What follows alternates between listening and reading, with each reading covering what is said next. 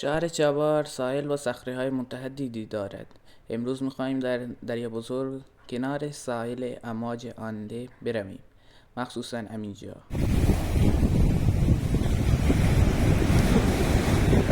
پرواز میکنن مرغای دریایی. حال کنید.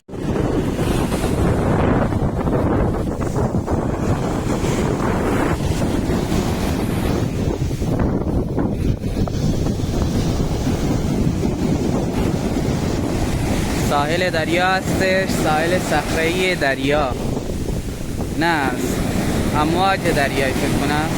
براتون لوکیشن میذارم. خیلی موج سنگین، بازم کسی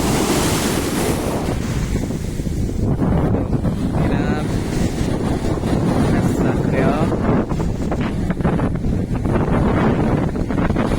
ویو نسبتاً خوبی داره، عالی.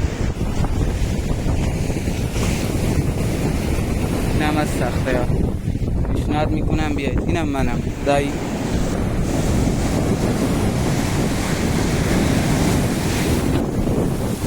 اوه این موج خیلی سنگین.